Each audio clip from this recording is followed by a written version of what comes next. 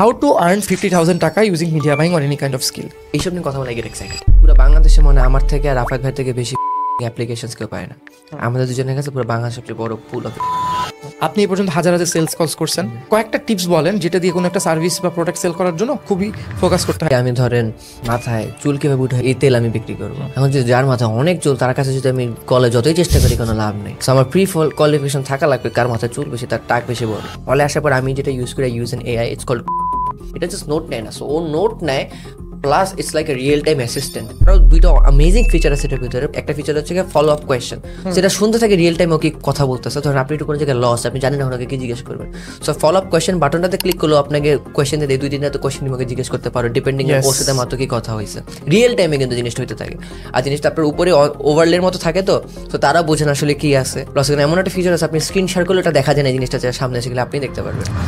কেউ যদি আমার সাথে চ্যালেঞ্জ করে আমি করে দেখা দিব, 10,000 টাকা আপনাকে দিবেন, আপনি এত বাজে অ্যাডে। আমার ইন্টারনেট হচ্ছে ডিজিটাল পাসপোর্ট। তো আমি বাংলাদেশে বসে যদি আমি আয়ারল্যান্ডের কারো কোনো একটা প্রবলেম সলভ করে দিতে পারি, যেখানে তার পাউরুটি কিনতে 3 ইউরো লাগে, তাহলে সেটা বাংলাদেশে 15 টাকা লাগে, রাইট? তো এটা জাস্ট বোঝা লাগবে যে আমি বাংলাদেশে 10,000 টাকার জন্য করতেছি, 10,000 টাকা অনেক টাকা নাটাই বাংলাদেশে ই কমার্স বিজনেস অনেক। We need to be very sensitive question. If I ask you, what's the most amount you paid someone in a month? আপনার কোনো এমপ্লয়িকে রেঞ্জে বললেই হবে, just to understand, someone can understand and be inspired. আপনার একজন এমপ্লয়িকে? Perfect, wow.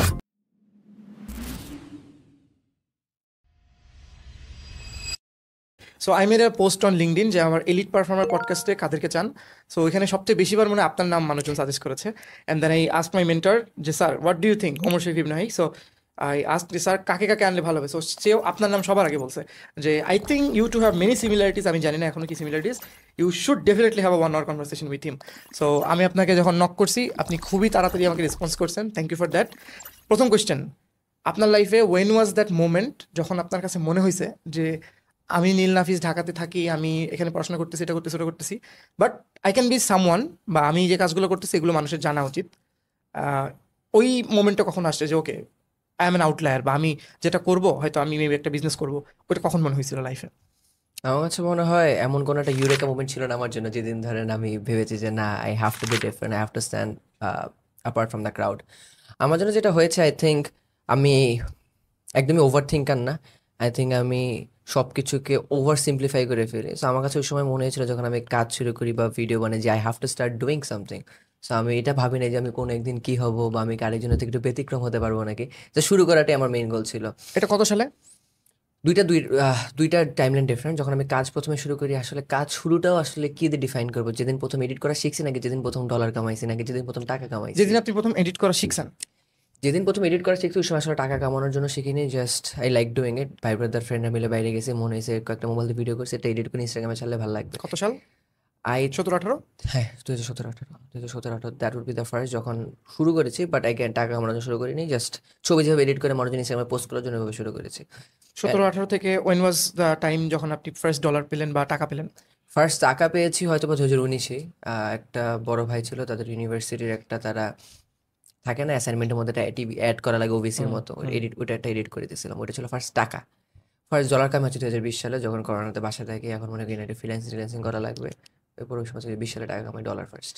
20 সালে, perfect. So 5 years from now, next question হচ্ছে আপনি যে যেটা বলতে চাচ্ছিলেন এখানে যে আপনার এরকম কোনো ইউরেকা মোমেন্ট ছিল না, কাজ করতে করতে প্রসেস অনুযায়ী since you are skilled enough it automatically happened.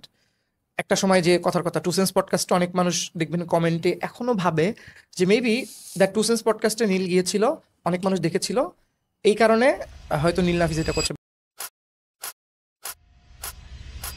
But আমি পার্সোনালি যেটা মনে করি, তারপরে যদি আপনাকে আর কেউ চিনতেছে না, কেউ আপনাকে ডাকতেছে না, আপনার বিজনেসও পড়ে গেছে, কিছুই হচ্ছে না, তাহলে আমি এটা মানতে পারতাম, ওয়ান হিট ওয়ান্ডার।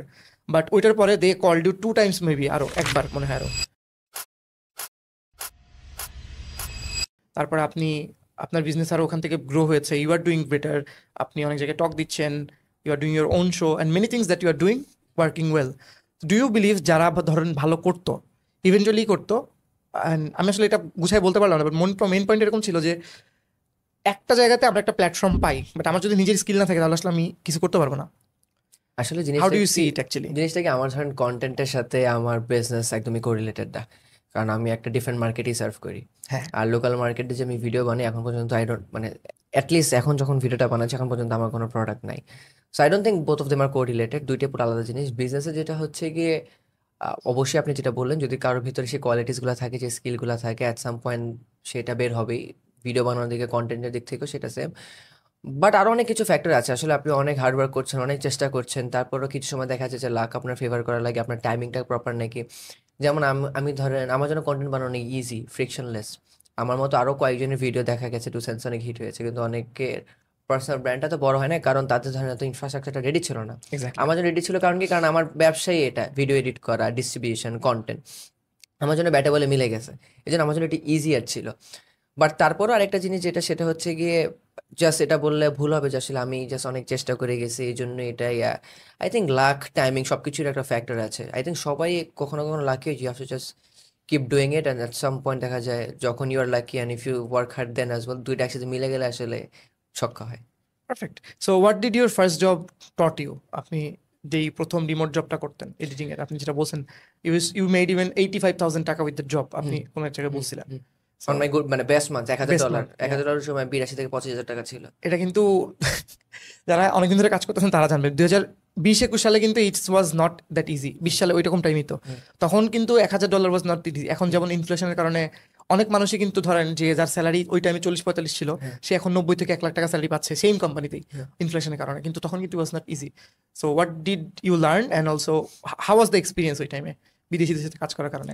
প্রথমে 2020 সালে আমি 25,000 টাকা কামাইতাম না, সেখান থেকে শুরু করি, আস্তে আস্তে দেখা যায় 22-এর দিকে, হয়তো বা শেষের দিকে কামিয়েছি কিছু মাসে 85,000। বাট ওইখান থেকে মেইনলি যেটা শিখেছি সেটা হচ্ছে গিয়ে প্রফেশনালিজম, আই থিঙ্ক। কারণ আমার জন্য, আমি মাত্র ম্যাট্রিক পাস করছি তখন, তা আমি একটা প্রফেশনাল এনভায়রনমেন্টে আমি কখনো যাইনি। প্লাস এমন একটা এনভায়রনমেন্টে গিয়েছি যেটা হচ্ছে গিয়ে আমাদের থেকে অনেক ডিফারেন্ট কালচার, ডিফারেন্ট কথা বলার ধরন ডিফারেন্ট। আমি আগেও কোনো জায়গায় বলেছিলাম যে দেখা যাচ্ছে আমি ভুল করছি কিন্তু সে আমাকে সরি বলছে। তো যে জিনিসটা হচ্ছে, আই থিঙ্ক আমি শিখেছি মানুষজনের সাথে কথা কিভাবে বলতে হয়, ইমপ্যাথি কিভাবে দেখাতে হয়, আর একটু পেশেন্স বেড়েছে। I think work flow systems, it's it's যেহেতু অনেক বড় একটা কর্পোরেশন, যেটা বড় একটা কোম্পানিতে ছিলাম, আই থিঙ্ক তাদের অনেক ইনফ্রাস্ট্রাকচার ছিল যেটা এখন আমরা প্রপারলি রেপ্লিকেট করতে পারিনি। এখন আমরা চেষ্টা করছি করার। আই থিঙ্ক আমার ফার্স্ট জব হিসাবে that taught me how to talk, how to maintain deadlines, and just কমিটমেন্টের সাথে কিভাবে ঠিক থাকতে হবে। ইম্পর্টেন্ট, খুব ইম্পর্টেন্ট। আমার প্রথম জব আমাকে অনেক হেল্প করছে। আমি এমন একটা জায়গায় ছিলাম, আর জাস্ট ফর দ্য অডিয়েন্স, কারণ অনেকে নীল নাফিসকে দেখেই পডকাস্টে আসবে, আমাকে চিনবে না, সো এই জন্য বলতেছি। আমার প্রথম জবে I work for a start up, and start আপের তখন খুব গ্রোয়িং ফেজ ছিল 20 সালে। অ্যান্ড ওই সময় এমন ছিল যে আজকে ধরেন আমি কথার কথা একটা লাইভ করতে হবে, কে লাইভ করতে পারে Tanmoy, you can talk, go out there and do the live. Then আমি এবার আসছি, গুগল অ্যাড পারি না, গুগল অ্যাড ঠিক কীভাবে, এক পাশে উমর তাস্কিরের একটা উইন্ডোতে উমর তাস্কির, ফোনে আমি দেখতেছি, আর এক পাশে যা যা বলতেছে পজ করে করে ক্যাম্পেইন লঞ্চ করতেছি, $700 দিয়ে দিছি ক্যাম্পেইনে, চলতেছে বেঙ্গল মিটের গরুর মাংস। তারপরে আবার রাতের বেলা কি করা লাগতেছে, যশোর অ্যাক্টিভেশন করতে হবে, সো তার জন্য 25 লাখ টাকা একটা প্ল্যান আমার ম্যানেজারের সাথে বসে আমরা করতেছি। So it was exciting time খুবই। সকাল 8টায় ঢুকতাম, রাত 9টায় বসতাম। তখন না বুঝি নাই যে আমি কি শিখতেছি। যখন আমি 22 সালে চাকরিটা ছাড়ি, তখন অন্য জায়গায় যে দেখি যে দে ডোন্ট হ্যাভ, তারা এক্সেলে মেনটেন করতেছে এখনো পর্যন্ত। তারা এখনো পর্যন্ত ওই ড্যাশবোর্ড নাই, ইমেল মার্কেটিংয়ে কোনো বাজেট নাই, ওকে SMS মার্কেটিংয়ে মাত্র 15,000 ডেটা। তখন আমি বুঝলাম যে actually I should have been more, মানে বোঝা উচিত ছিল যে what am I doing had. Okay, so first job সবাই অনেক এক্সাইটিং থাকে। নেক্সট পয়েন্ট হচ্ছে যে যখন আপনি এজেন্সি ক্রিয়েট করার কথা ভাবলেন, আপনি তো B2B-তে মেইনলি অন্য এজেন্সিদের ব্যাক অফিস হিসেবে কাজ করতে। সেটা একটা খুবই মোমেন্টারি পিরিয়ডের জন্য ছিল। আচ্ছা, এখন you directly serve B2C clients? হ্যাঁ, তো এখন না, just I think through out our career, agency শুরুর পর থেকে 90% অফ দ্য টাইম আমরা ডাইরেক্ট B2C সার্ভ করেছি। আই থিঙ্ক ওই B2B যখন টু সেন্সের ভিডিওটা যায় তখন আমরা ওই জিনিসটা করতাম। আচ্ছা, ওই একটা সার্টেন পিরিয়ড অফ টাইমের জন্য, তখন আই থিঙ্ক ওইটা বেশি হয়ে গেছে। এখন এটা করা ডিফিকাল্ট, যেহেতু অনেক বেশি কম্পিটিশন। এখন জাস্ট যদি ডাইরেক্ট অ্যাপ্রোচ না করি তাহলে মার্জিনস খুব কমে যায়। এক্স্যাক্টলি। তো এখন আপনি কোনটা বলবেন, যে ধরেন কেউ আপনার স্পেসিফিক ওইটা না, আমি এখনো মনে করি ভিডিও এডিটিংয়ে অনেক বেশি অপরচুনিটি আছে, দেশের বাইরে জানি না, বাট বাংলাদেশে একটা ভালো পডকাস্ট এডিটর খুঁজতে আমার অনেক কষ্ট হয়। আমি ইভেন ফারহান ভাইয়ের গ্রুপে এখানে ওখানে দেই, অনেক অ্যাপ্লিকেশন আসে, বাট প্রজেক্ট দেওয়ার পরে আমি বুঝি 2 দিনের মধ্যে বলে আমার পিসি নষ্ট হয়ে গেছে, এটা হয়ে গেছে, ওটা গেছে। ইভেনচুয়ালি আমার খুবই কষ্ট হয় এই পডকাস্টগুলো রেগুলার আপলোড করতে। সো এক্সিস্টিং আমার যে এডিটর আছে সে অনেক জায়গায় স্ট্রাগল করে। তো আমি যেটা জানতে চাচ্ছি, আপনার কাছে কি মনে হয় ভিডিও এডিটিংয়ের এখন ফিউচার কেমন, অ্যান্ড দেশে এবং দেশের বাইরে মার্কেটে এখন নতুন যদি কেউ শুরু করে, AI এর কারণে অনেকে বলতেছে ভিডিও এডিটিং এর অনেক কিছুতে অনেক চেঞ্জেস আসবে, বাট আমার কাছে এটা মনে হয় না, এখনো 5 বছর হয়তো রিলেভেন্ট থাকবে। I want to know about you, মানে আপনি কি মনে করেন? আমি এখনো 5 বছরটা বলতে পারি না, যেহেতু এই এত র্যাপিডলি চেঞ্জ হচ্ছে, কখন কি হয় কিছু বলা যায় না। But in general previous data নিয়ে আমার যেটা মনে just from my own expertise, I think entry level ব্যারিয়ারটা এখন খুব কম। আগে ধরেন এখন ক্যাপকাট অনেক ইজিলি অনেক কিছু করা যায়। আমার পরিচিত অনেকজন মানুষ আছে যারা লাখ লাখ টাকা, মানে খালি লাখ না, লাখ লাখ টাকা কামায় খালি ক্যাপকাট এডিট করে। এমনকি কিছু মানুষজন হচ্ছে তারা মানে আনফায়দামেবল এমন টাকা কামাচ্ছে বাসায় বসে জাস্ট মোবাইল দিয়ে এডিট করে, মোবাইলে। বুঝতে পারছি, হ্যাঁ। আই থিঙ্ক এন্ট্রি লেভেল ব্যারিয়ারটা খুব কম, বাট যেহেতু এন্ট্রি লেভেল ব্যারিয়ারটা কম সেই কারণে যেটা হচ্ছে কম্পিটিশন অনেক বেশি। বাট তার সাথে সাথে যেটা হচ্ছে যে আসলে মার্কেটটা অনেক বড় হচ্ছে। So in order to survive what you have to do is just কোনো কিছু যদি মিডিওকোর থাকি বা যদি বেসিক থাকি তাহলে হবে না। যেমন আপনাকে যদি ছোট একটা এক্সাম্পল দিই, পুরো বাংলাদেশে মনে হয় আমার থেকে আর রাফাত ভাই থেকে বেশি ভিডিও এডিটিং অ্যাপ্লিকেশনস কেউ পায় না। আমাদের দুজনের কাছে পুরো বাংলাদেশের সবচেয়ে বড় পুল অফ ভিডিও এডিটার্স। সো মাঝখানে আমি ভিডিও এডিটার হায়ার করবো থেকে একটা জব পোস্ট দিয়েছি, সেই জব পোস্টে 2 মিলিয়ন ভিউজ আসছে। তো সেখানে আমার 3,500 অ্যাপ্লিকেশনস আসছে, সেখান থেকে আমি 20 জন হায়ার করতে পারিনি। আচ্ছা, আমি মনে করতাম আমি একাই পাচ্ছি না। সো 3,500 অ্যাপ্লিকেশনস অনেক, এমন বলবো না সবকিছু মানে তাদের ফল্ট, এমন না যে ভালো এডিটারও একদমই নাই বাংলাদেশে। আচ্ছা, অনেক অবশ্যই ভালো আছে। এডিটার আছে, অনেক জায়গায় আমাদের কালচার ফিট হচ্ছে না, অনেক জায়গায় দেখা যাচ্ছে যে তারা যে এক্সপেকটেশনস নিয়ে আসছে আমরা সেটা মিট করতে পারছি না, কারণ আসলে অনেক কিছু, অনেক এক্সটার্নাল ফ্যাক্টরস আছে যেটা আসলে ফ্যাক্টর ইন করা লাগে when you are starting a business. But I do think যে মানুষজনের যেটা আসলে মেইন প্রবলেম হচ্ছে আমাদের আমাদের এই ভিডিও এডিটার মানে ডেমোগ্রাফিটা যদি দেখেন, যারা অনেক ভালো তাদের বয়স অনেক কম। তাদের বয়স হচ্ছে কি মানে I will go as low as 14 বছর থেকে শুরু করে ধরেন 22-23 বছর পর্যন্ত। সো আইদার তারা এখনো বাসায় থাকে বা তারা ইউনিভার্সিটিতে পড়তেছে বা হ্যাঁ, এখনো বাসা এইচএসসি পরীক্ষা দিতেছে, এসএসসি পরীক্ষা দিচ্ছে। ইয়েস। তো তাদের এই ফুল টাইম কমিটমেন্ট দিতে সমস্যা, প্লাস হচ্ছে গিয়ে তারা আপনার অফিসে এসে কাজ করবে এটাও তেমন পারছে না।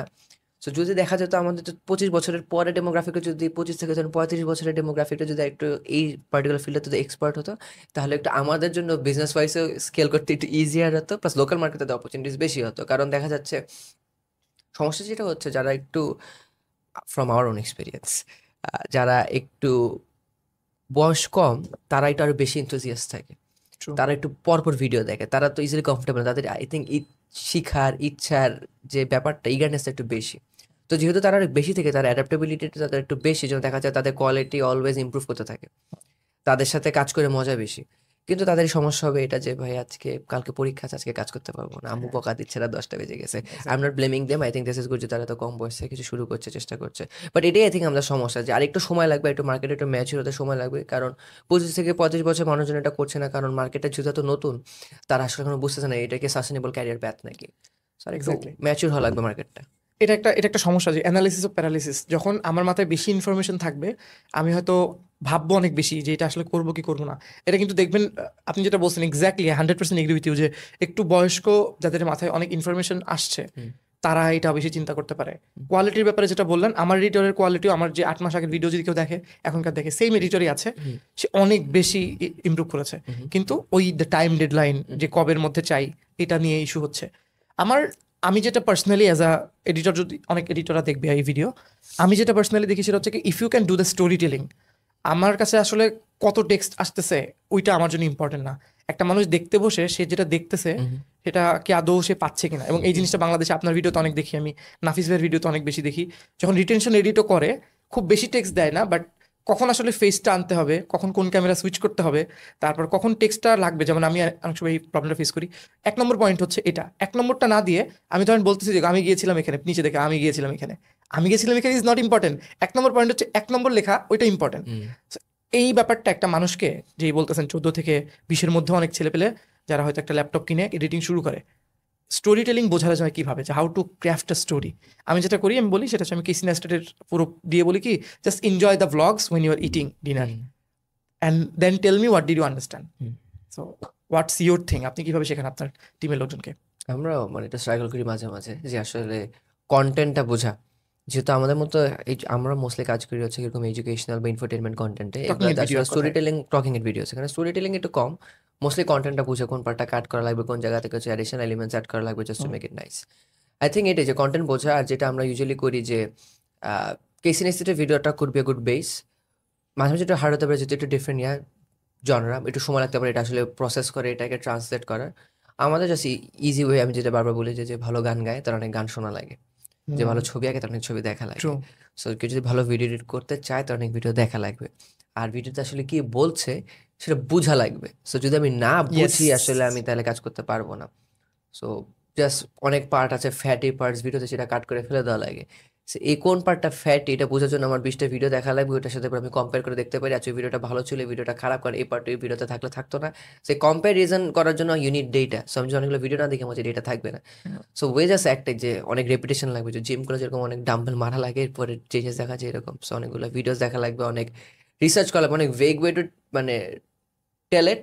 বাট এই জিনিসটা যদি কেউ কাজ হিসাবে দেখে তাহলে অনেক ডিফিকাল্ট। সো জিনিসটাকে একটা এন্টারটেনমেন্টের পার্ট করে ফেলতে হবে, যে কাজ বাজে বাথরুমে বসে ওটা দেখবো, আমি ভাত খাওয়ার সময়টা দেখবো, আমি বাসা যাওয়ার সময় দেখবো, কাজের জন্য যে আসলে আমি ভিডিওটা দেখে মজা পাচ্ছি, ধরেন আমার যে জিনিসটা ভালো লাগে দেখতে সেটার ভিডিওটাই দেখবো। কিন্তু জাস্ট আমি যখন ভাববো আসে এই ভিডিওটা যে যখন ভিডিও এডিট করছো কি মাথায় রাখছিল এটাই।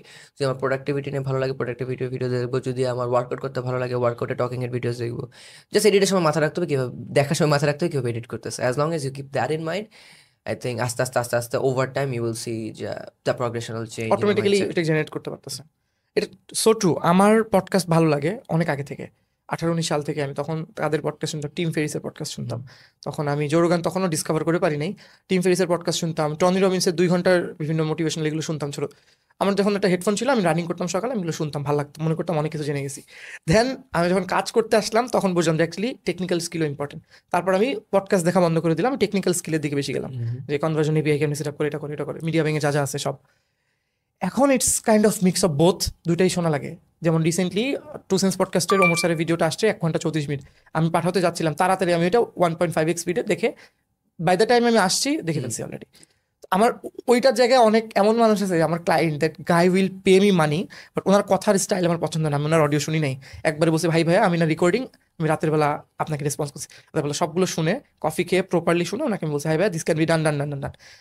তাহলে আমাদের কিন্তু ইন্টারেস্ট যেখানে কাজ করে আমরা সেই কাজটা বেশি করি। That is probably one of the reason আমার মানে আমি পডকাস্ট শুরু করেছি, because I genuinely love to talk about this things. Automatically আমি এই টাইপের কন্টেন্টই বেশি কনজিউম করি। তাই নেক্সট কোয়েশ্চেন হচ্ছে আমার কাছে, আপনি যখন এখন কি হায়ার করেন, যদি করেন, what are the few things that you see in a person? কারণ আমাদের ভিডিও অনেক এই টাইপের মানুষই দেখবে, সে ধরেন ভিডিও এডিটিং শিখতে চাবে। আপনার টিমে তো শুধু ভিডিও এডিটর না, maybe you have business development executive, you have someone who does the thumbnail thing, there is someone যে আপনাদের হয়তো ইউএস মার্কেটে লিড জেনারেশনে কাজ করে, বা যে মার্কেটে আপনি কাজ করেন। সো একজনকে হায়ার করতে গেলে সে মোটামুটি স্কিল্ড, বাট আর কি কি জিনিস দেখেন, বা স্কিলের মধ্যেও কি কি জিনিস দেখেন? এখন ডিরেক্ট হায়ার আমি করি না, বাট অ্যাজ আ ফাউন্ডার আমার এইচআরকে বা আমার চিফ অফ অপারেশনস তাদের কাছে যে আমার ভিশন যেটা ট্রান্সলেট করা, সেখানে আমরা এমন মানুষজনকে খোঁজার চেষ্টা করি। We are a very fast pace startup. আর আজকে দিনে যেটা বললাম যে আমাদের সাথে মার্কেটের সাথে আমাদের যদি কম্পিটিটিভ থাকা লাগে, আমরা যদি সার্ভাইভ করতে চাই, আমাদের we have to be very fast pace. আমাদের গতকালকে যেটা করতাম আমরা আজকে সেটা করি না, চেঞ্জ করতে হয় আমাদের। আর এজেন্সি ব্যবসা হচ্ছে গিয়ে এরকমই, আমাদের দিন রাত নাই। স্পেশালি আমাদের মার্কেটে আমি যেটা বলতে পারি, আমাদের দিন রাত নাই, আমাদের সময় কিচ্ছু নাই, পার্সোনাল লাইফ বলতে কিচ্ছু নাই। সো আমরা আসলে এই যে ওয়ার্ক লাইফ ব্যালেন্স একটা মিথ আমাদের অফিসে। আমরা আগে বলেই রাখি যে if you come here we will make sure যে হচ্ছে গিয়ে you don't have any work life balance. But what we can do is we can ensure যে ম্যাক্সিমাম পার্সোনাল গ্রোথ। এখানে যেটা যেহেতু এত fast pace, you can learn a lot of things, যেটা বাইরে 5 বছর লাগবে একা শিখতে, তাও শেখা যাবে নাকি ঠিক নেই, যেটা এখানে 6 মাসে শেখা সম্ভব।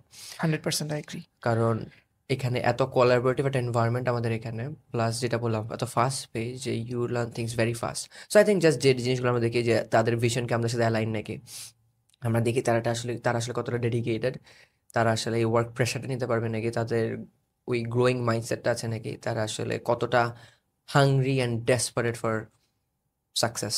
So success is something that's very vague, but for them আমাদের যে ভিশনটা সেই ভিশনটা যদি তার সাকসেস হিসেবে ট্রান্সলেট করা হয়, তাহলে কি আমরা অ্যালাইন নাকি আর সেখানে ডেসপারেট নাকি সেটা পাওয়ার জন্য।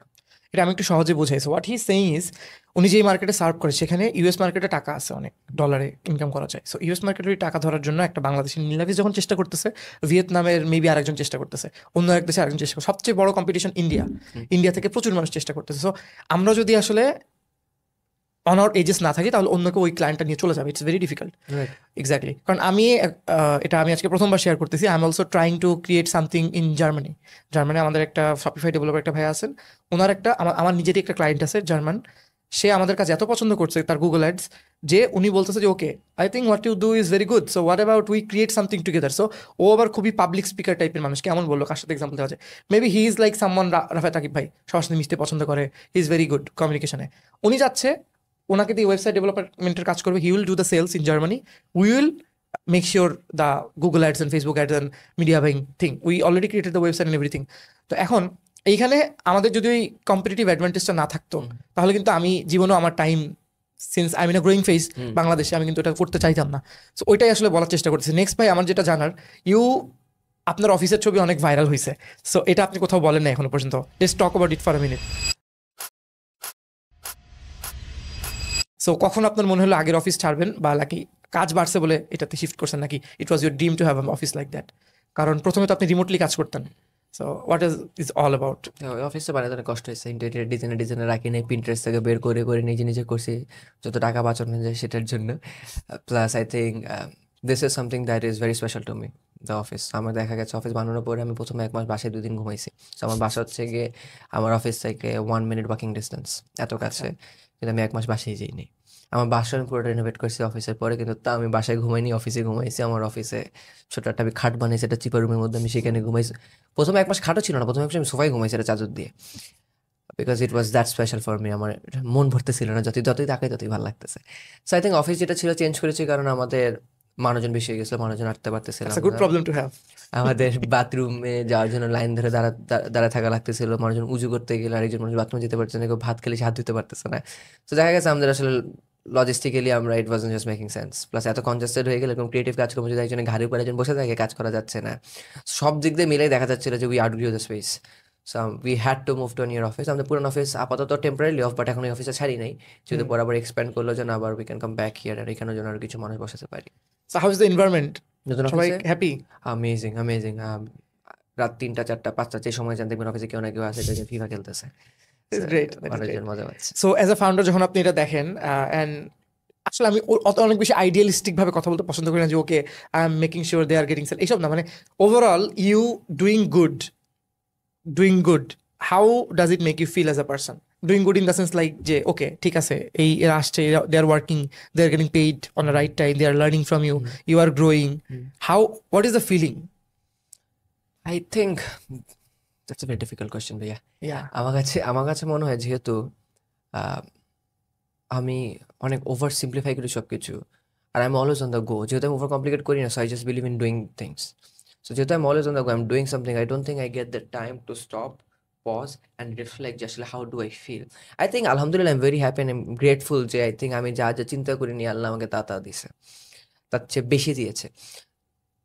তো I think all I have is gratefulness, but I'm not satisfied yet. So I think we have to just keep going, yes, and I don't want to say যে I just want to keep going to make more money, যে আমি আসলে বেশি টাকা লাগবে, আমার main গোলই ওইটা।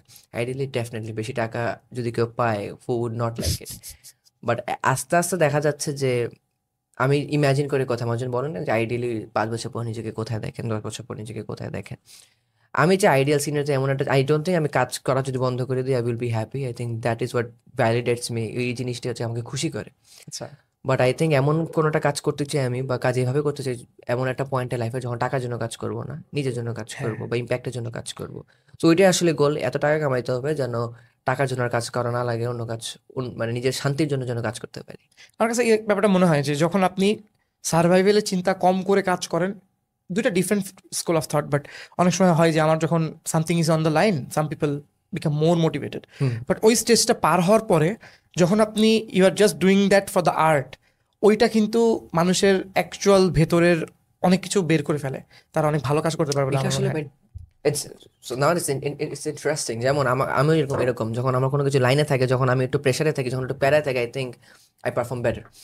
But প্যারা হচ্ছে গিয়ে আর্টের জন্য কিছু করা কিন্তু খুব, আমি লিওনার্দো দা ভিঞ্চি না, সো আমার জন্য I am not that creative. So আমি হচ্ছে গিয়ে ধরেন প্রবলেম সলভার, তো যখন আমি প্রবলেম আসে তখন আমি সলভ করি। আইডিয়ালি আমি চাই লিওনার্দো দা ভিঞ্চির মতো যে আমি যখন প্রবলেম আসবে আমি একটু ভাবে একটা ক্রিয়েটিভ সলিউশন বের করবো, একটা ইনোভেশন করবো। 3 বছর ধরে একটা আর্ট, হ্যাঁ, কিন্তু দেখা যায় আসলে ওই সময় আমি জাস্ট পড়ে থাকি, আসলে কিছু করি না, আই জাস্ট ফিল মিজারেবল। তো যখন প্রবলেম আসে এমন হয় আমি ফেক প্রবলেম বানাইতেছি just to solve it. So not really fake problem, but এটা আসলে তেমন আসলে আমার এটা বড় প্রবলেম না। ধরেন হচ্ছে গিয়ে এই মাসে একটা আনরিজনেবল আমি টার্গেট সেট করলাম, এটা না সেট করলে কোনো প্যারা হইতো না, কোথায় সেট করতেছি যেন I can challenge myself and push myself, নিজেকে স্ট্রেস দিচ্ছি। But ideally want to change this mechanism, যেন প্রবলেম ছাড়াও আমি করতে পারি। মানে আমি হচ্ছে কি এত অলস, আমার চেয়ে অলস মানুষ আমি ব্যক্তিগতভাবে চিনি না। আমি ধরেন যখন পরীক্ষা হইতো স্কুলে আমি সারা বছর পড়তাম না, পরীক্ষার আগের দিন পড়তাম। কাজ করার ধরেন ডেডলাইন হচ্ছে 5 দিন, আমি 4 দিন কিছু করি না, এর আগে 3 ঘন্টা আগে আমি ওটা বসে। মানুষজন 2 রকম হয় এরকম আন্ডার প্রেশারে। নাও আই আন্ডারস্ট্যান্ড কেন স্যার বলছে যে ওর সাথে আপনার একটা পডকাস্ট করা উচিত। I have the same issue. Yes, 2 রকম মানুষ আছে। অনেকজন হচ্ছে এরকম আন্ডার প্রেশারে তারা এত করে প্যানিক করে যে তারা ছেড়ে দেয়, বাট আমি ওরকম না। আমি আন্ডার প্রেশারে I make sure it gets done. But আমি যদি 3 দিন ধরে করতাম আই থিঙ্ক আমার জন্য মেন্টাল স্ট্রেসটা কম হইতো। But I can just bring my self to do it. আমি এতই অলস, ফাইনাল মোমেন্ট মানে আগ পর্যন্ত, যত পর্যন্ত আমি প্যারা না খাই আমি এটা করি না। ব্রো কালকে আমি যে রিপোর্টটা বানাইলাম ওইটা বানাইতে কত টাইম লাগছে? 15 মিনিট, 20 মিনিট। ওই রিপোর্টটা আমি 4 ঘন্টা ধরে বানাই। লাস্টে আমার একটা রিপোর্ট ছিল ইউএস ক্লায়েন্টের, ওটা জাস্ট আমি কালকে ChatGPT লিখছি ওকে মেক ইট লাইক সামন ইউএস উইল করে করছি জাস্ট 15 মিনিটের মধ্যে, বিকজ আমার স্টুডিওর প্রতি minute is important. I made sure that I give the report. Then আমি তাড়াতাড়ি কলে বসে আমার যে আপডেট, ভাই আমার আপডেট ছিল এটা করে ফেলছি, so this is all done দিয়ে মিটিং শেষ করে দেন প্রলয় ভাই আসলো, we did the podcast. Normally ওইটা করতে আমি যখন বাসায় থাকি, আমার বড় স্ক্রিন থাকে 2টা, আমি কাজ করি, এপাশে যাই, কফি খাই, শাওয়ার নেই, পুশ আপ দিই, খুবই অনেক টাইম থাকে। হচ্ছে ঠিক আছে 6টার আগে দিলে হবে, ঠিক আছে 5:40 ডান, মেইল ডান। ওইটা কালকে আমি 15 থেকে 20 মিনিটের মধ্যে করছি। তো এটা আসলে অদ্ভুত একটা বিষয় যে আসলে কিছু টাইপের মানুষ থাকে যারা হয়তো প্রেশারে অনেক ভালো পারফর্ম করে। What type of person are you someone যে গোল ফোকাসড? যেমন আমি সেবাডর এক্সপ্রেসের আদনান ভাইয়ের সাথে কিছু টাইম স্পেন্ড করার সুযোগ হয়েছে। উনি অনেক বেশি ফোকাসড, গোল ওরিয়েন্টেড, এবং উনি এক্স্যাক্টলি ওনার ভিশন মিশন ওনারা এমপ্লয়ীদের সবাইকে বলে। হি ইজ ভেরি গুছানো। ওনাকে দেখবেন 5টার সময় উঠে গেছে, একদম প্রপার স্নিকার্স পরে উনি হাঁটতেছে। He is amazing. আমি সেবাতে যখন 8 মাস ছিলাম, I got to interact with him. আপনি পার্সোনালি কেমন? আপনি কি খুব গোল ওরিয়েন্টেড? যেমন আমার লাইফে আমি একদমই গোল ওরিয়েন্টেড না, অটোমেটিক্যালি অনেক কিছু হয়ে গেছে, ভালো হয়েছে, খারাপ হয়েছে। What's your school of thought? এটাই, আই থিঙ্ক আমি একদমই গোল ওরিয়েন্টেড না। I think I just do things as I please. I just do things যখন I think it makes sense. But that is not a good thing. So আমি চেষ্টা করতেছি আর এটা organise, আসলে চেষ্টা করতেছি, আমি চাই করতে, কিন্তু আমি এখনো চেষ্টা করতেছি না ওরকম প্রপারলি অর্গানাইজ করতে কোনো কিছু। I think I am just all over the place. যারা ভিডিও দেখতেছে 90% মানুষ যেরকম, আমার বয়সে 22-23 বছর একটা ছেলে যেরকম, এরকমই জাস্ট যখন মন চাইতেছে হচ্ছে গিয়ে কাজ করতে কাজ করি, যখন মন চাইতেছে একটু শুয়ে থাকি, একটু রিল দেখতে মন চাইতেছে রিল দেখি। বাট আমি যেটা করি যে যেহেতু I have a lot of liability, অনেক কিছু চাইলে করতে পারি না। সো যদি আমি রিল দেখে 3 ঘন্টা, যখন আইডিয়ালি যদি 5 ঘন্টা দেখতে মন চিত তা দেখতে পারতাম না। 3 ঘন্টা দেখার পরে I know I have to মানে stand up, I have to do a call, I have to send a few emails. So এরকম আমি জানি আমি এত অলস, আমি নিজেকে যদি নিজের ইচ্ছা মতো কিছু করতে দিই আমি এটা করবো না। এই জন্য I put myself in extreme conditions, যেখানে আসলে এটা আমার করতে হবেই, না করলে আমি ধরা। সো এরকম সিচুয়েশন আমি এরকম এনভায়রনমেন্ট নিজে বানায় রাখি, যে এনভায়রনমেন্টে এটা না করা ছাড়া কোনো উপায় নেই। যেন আমি যদি কাজ না করি মাসে শেষে বেতন দিতে পারবো না, আমি অফিস ভাড়া দিতে পারবো না। সো আমার এটা করতে হবেই। This is just how I operate. আমি নিজেকে নিজেই মানে একটা থাকে না ওই টেররিস্ট এমনি ধরে রাখে যে হস্টেজ সিচুয়েশন, আমি নিজেকে এরকম হস্টেজ সিচুয়েশনে রাখি যেন আমি নিজেকে কাজ করি। I think that is only way to make me work. 100%। আমি গত মাসে মানে অক্টোবর 2025 সালে টোটাল আমাদের সাথে যে কজন কাজ করছে, ইন্টার্ন থেকে শুরু করে, এডিটর থেকে শুরু করে, থাম্বনেল ডিজাইনার থেকে শুরু করে, তাদেরকে আমি যে টাকা স্যালারি আমরা দিতে হয়েছে, আমি দিয়েছি personally. This is not next readers, মানে এজেন্সি না, আমার পার্সোনাল। সেটা আমার লাস্ট চাকরির বেতনের 3 ডবলের থেকে 3,000 টাকা বেশি লাস্ট চাকরি। সো এইটা হচ্ছে, কারণ আপনি জানেন পডকাস্ট গত মাসে 4টা গেছে। পডকাস্ট এডিটিং আপনার তো টিম আছে, but it's very expensive. So একটা জিনিসে আমরা করছি, একটা পডকাস্টে থামদিলে 3টা ভার্সন মানে এবি টেস্ট করছি আমরা। সো এটা আমার কাইন্ড অফ সেম জিনিস। আমি যদি এটা না করলে আমার বড় ক্লায়েন্ট আসবে না। বড় ক্লায়েন্টকে বড় বিল না সেন্ড করতে পারলে ওইখান থেকে আমি কিছু পাবো না। আমি কিছু যদি পাই, আমি যখন ক্লায়েন্টটা পাচ্ছি, আমি যদি নতুন একজনকে হায়ার না করি, সে যদি ওনাকে হেল্প না করে, তাহলে আমি পডকাস্ট বাদ দিয়ে ওনার কাজ করতে হবে তখন আমার। সো সব কিছু আসলে ইন্টারকানেক্টেড। সো কাইন্ড অফ অনেক কিছু মিলতেছে। ভাই আমরা এই চ্যাপ্টারে সেলস নিয়ে একটু কথা বলতে চাই। আপনি যেহেতু কলসের কথা বলছেন, বেশিরভাগ মানুষ আমার মনে হয় এই জায়গাটা অনেক স্ট্রাগল করে, being able to understand what that person is trying to communicate, তার অ্যাকচুয়ালি নিডস কি, অ্যান্ড মাঝখানে অনেক কিছু স্কিপ করে ডিরেক্টলি আন্ডারস্ট্যান্ডিং ওকে কি দিলে ও কনভার্ট হবে। আপনি এই পর্যন্ত হাজার সেলস কলস করছেন, কয়েকটা টিপস বলেন যেটা দিয়ে কোনো একটা সার্ভিস বা প্রোডাক্ট সেল করার জন্য খুবই ফোকাস করতে হয়। আপনি কিছু বলেন, তারপর আমি কিছু বলবো।